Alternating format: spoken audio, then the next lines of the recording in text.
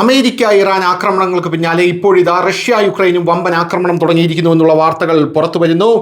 റഷ്യയും യുക്രൈനും തമ്മിൽ നടന്നുകൊണ്ടിരിക്കുന്ന ഘോരമായിട്ടുള്ള ഈ യുദ്ധത്തിൽ കടൽപാതകളിൽ ആക്രമണം ഇപ്പോൾ ശക്തമായിരിക്കുന്നു എന്ന റിപ്പോർട്ടുകളാണ് ലഭിക്കുന്നത്.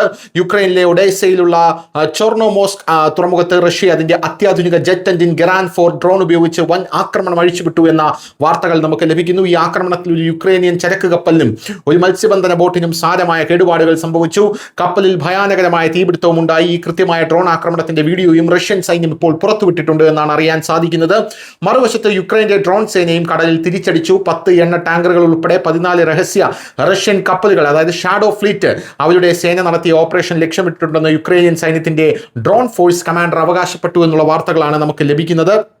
റഷ്യൻ പ്രതിരോധ മന്ത്രാലയത്തിന്റെ അഭിപ്രായത്തിൽ യുക്രൈൻ ഈ മത്സ്യബന്ധന ട്രോളർ സാധാരണ മത്സ്യബന്ധനത്തിന് വേണ്ടിയിട്ടല്ല, മറിച്ച് റഷ്യൻ കപ്പലുകളെ ആക്രമിക്കാൻ ഡ്രോൺ ബോട്ടുകൾ വിക്ഷേപിക്കുന്നതിനുള്ള ഒരു വേദിയായിട്ടാണ് ഉപയോഗിച്ചത്. കരിങ്കടലിൽ തങ്ങളുടെ സൈന്യത്തിന് ഈ ബോട്ട് വലിയ ഭീഷണിയായി മാറിയെന്നും അതിനാൽ അത് നശിപ്പിക്കപ്പെട്ടുവെന്നും റഷ്യ അവകാശപ്പെടുന്നു. എന്നിരുന്നാലും യുക്രൈൻ ഇത് നിഷേധിക്കുകയും സിവിലിയൻ കപ്പലുകൾക്ക് നേരെയുള്ള ആക്രമണമാണെന്ന് വിശേഷിപ്പിക്കുകയും അന്താരാഷ്ട്ര സമൂഹത്തിൽ ഇപ്പോൾ യുക്രൈൻ സഹായം തേടുകയും ചെയ്യുന്നു എന്നുള്ളതാണ് പ്രധാനമായ കാര്യം.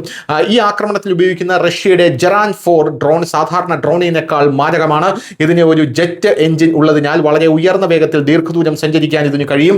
ശത്രു റഡാറുകളെ മറികടക്കാനും ഏത് സെൻസിറ്റീവ് ഏരിയയോ തുറമുഖത്തെയോ വളരെ കൃത്യതയോടെ ലക്ഷ്യമിടാനും ഈ ഡ്രോണിന് കഴിയുമെന്നുള്ളതാണ് ഇതിന്റെ ഏറ്റവും വലിയ പ്രത്യേകത.